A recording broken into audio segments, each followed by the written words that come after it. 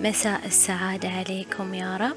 اليوم بسوي معاكم قرص الطابي، ويلا مع بعض نشوف شنو المقادير. عندي هني 20 حبة تمر. طبعا أنا التمر عندي هني صغير، شوفوا حجمه. إذا أنتوا التمر مالكم كبير كفاية 15 حبة. باخذ حبات التمر وبفصصها، بشيل منها النوى وبحطها في الصحن. وهني حابة أقول لكم أن قرص الطابي من الأكلات الشعبية اللي احنا دول الخليج نحبها وايد، وبما أن الجو تغير وبدينا شوي في فصل الشتاء، قاعد الجو يبرد، فنحب الأكلات اللي تكون من هالنوعية، هو مع الساقو مع العصيدة. طبعا أنا الساقو سويته لكم تحت، نزلوا شوفوه، وسويته نوعين، الساقو الحار والساقو البارد. هني حطيت الصحن داخل الصحن على أساس أن التمر بخليه بروحه، ما بخليه في صحن اللي بسوي فيه الخليط. طبعا ما في أحلى من الشغل باليد. أنا فسخت الجلوفز لأنه ضايقني، حبات التمر قاعدة تتلصق فيه. فبما أن عندنا الحمد لله ماي، خلاص بيدين نضاف نفصص التمر.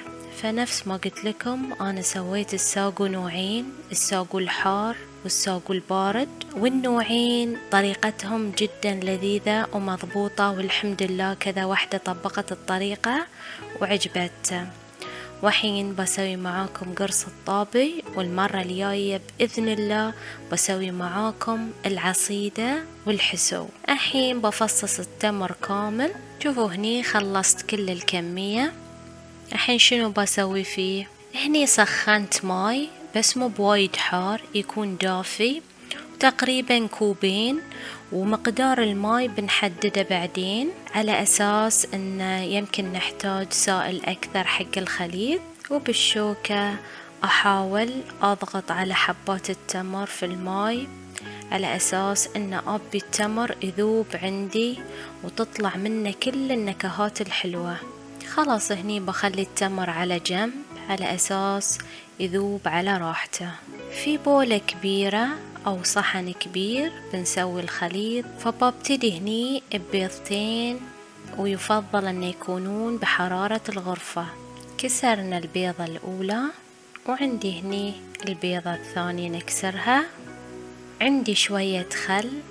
دايما أي وصفة تستخدمون فيها البيض حطوا شوية خل. الخل هني يشيل لنا أي زفرة في البيض. وأقلب البيض زين ما زين مع الخل. وعندي الهيل. حاولوا الهيل الطحنونة عدل، والطحنونة في نفس الوقت، والزعفران، وشوية ماي ورد تقريبا ربع كوب. وعندي هني سمنة، إذا ما عندكم سمنة تقدرون تستخدمون زبدة، تعطي قرص الطابي نكهة جدا لذيذة. وبقلب عدل. والحلو هني في الوصفة ان احنا ما راح نستخدم لا خلاط ولا ماكينة ولا اي شيء، حتى المواعين قليلة. وهني عندي كوب طحين، بس انا هني خلط نص كوب طحين رقم 2 مع نص كوب طحين ابيض عادي اللي هو الفاخر. ليش انا هني خلطت النوعين؟ لان ابي طراوة الطحين الفاخر الأبيض مع هو طحين رقم 2. وطحين رقم 2 طبعا تأخذونه من الخباز بالكيلو، وإذا ما تبون تخلطون تقدرون تستخدمون طحين رقم 2 بس. وأقلب المكونات. شوفوا صارت قليظة عندي، فأحتاج سائل اللي هو عندي التمر هني المنقوع. غسلت يدي زين ما زين، وبامرد التمر عدل مدل. طبعا أنا في المطبخ أحب أستخدم يدي، لأن احنا في بيتنا يعني مو في مطعم، فما نتقيد بأي شيء.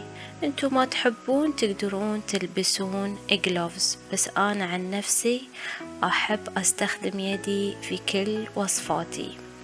شوفوا أمرد التمر بهالطريقة، أطلع كل النكهات الموجودة فيه. أجيب مشخالتي الحلوة وأشخل التمر بالماي اللي فيه على خليط الطحين والبيض اللي سويته، ونفس ما قلت لكم مقدار السائل بالنظر، احنا بنخلط وبنشوف، واحاول انزل كل الاشياءات الموجودة في المشخالة بهالطريقة. اضغط على التمر، طبعا دي التمر عقب ما استخلص كل السائل اللي فيه برجع مرة ثانية وبحطه في الصحن وبصب عليه ماي دافي، على اساس اذا احتاج سائل نفس الحركة برجع بشخله وبضيفه على الخليط. هني وانتو تضغطون على التمر اذا نزلت قطع صغيرة بالعكس بتحلي قرص الطابي، وبقلب شوي شوي لين اوصل الى القوام اللي انا ابيه، والقوام اللي انا ابيه بيكون اخف من اللبن، يعني براويكم انا القوام وانا اخلط معاكم. هني حاولوا تقلبون من دقيقتين الى 3 دقايق.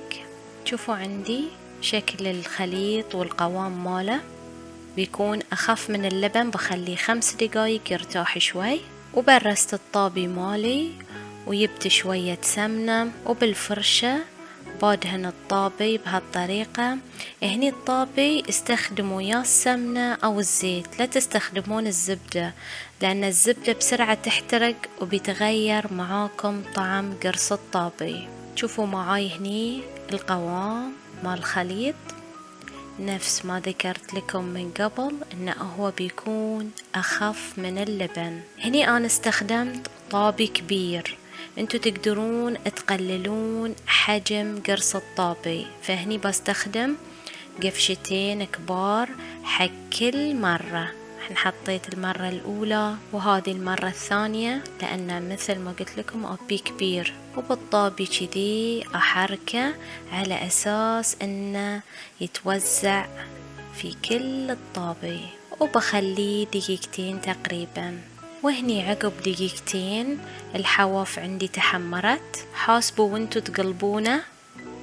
بسم الله. أبس، هني انقطع من عندي قرص الطابي. أنا بقول لكم ليش. القفشة اللي تستخدمونها وانتو تقلبون الطابي لازم ما تكون سنينة، هذه سنينة كأنها سكين، فأنا دورت القفشة الثانية مو بلاقيتها، فاضطريت اني استخدمها. فما عليه اوريدي بيكون اول نوع هو كتجربة بنذوق الطعم. الحين احاول اقلبه. شوفوا هاللون المتحمر اللذيذ اللي هو من التمر، لو تشمون الريحة ما شاء الله روعة. طبعا اول قرص طابي بيكون نذوقه ونجرب ونشوف شنو اللي قاصر فيه. خلاص استوى عندي قرص الطابي، احاول انزله في الصحن شوي شوي. شوفوا معي هني بعد برجع اكرر الخطوات، ان انا امسح الطابي بسمنة او زيت. فانا اقول لكم دايما شغلكم بيكون على نار هادية. ليش؟ لان في طحين وفي بيض نبي يستوي. بحط القفشة الاولى والثانية وبحرك الطابي على أساس يتوزع الخليط في كل مكان. وهني في قطع التمر الصغار زينة، لا تشيلونها، بالعكس تعطي قرص الطابي نكهة جدا لذيذة. وهني طبعا قرص الطابي اللي انقطع من عندنا، فش نسوي؟ نقعد نطقطق فيه نذوقه. شوفوا شكله من داخل لذيذ مقرمش من الجوانب وهش وطري من داخل. فدايما اول قرص طابي بيكون تجربة. انا ما قطعت ذي على اساس تشوفون معاي خطوة بخطوة. هني قرص الطابي عقب دقيقتين وما زلت مستخدمة هالقفشة. وقفاشي الثانيين ما ادري وينهم، حزة التصوير كل شي يختفي. المهم شوفوا الحواف شوي صارت ذهبية. احاول بسم الله اقلبه شوي شوي. بسم الله الرحمن الرحيم. الحمد لله تمت المهمة بنجاح. واضغط شوي بقاع الملاس على قرص الطابي على أساس إنه شوي ينتفخ عندي. شوفوا شوية انتفاخات، الهواء يدش داخله فيصير طري وهش من داخل. وبخلي دقيقتين بعد على الجانب الثاني. هذه الأكلة وايد لذيذة خاصة مع دخول الشتاء وحالاتها مع شاي كرك. طبعا بنتي الصغيرة الله يحفظها مسوية طريقة شاي الكرك، نزلوا تحت بتشوفون الفيديو بالتفصيل، أو أنكم تسوون معاه القهوة العربية وتتلذذون بألذ قرص طابي كلتوه في حياتكم.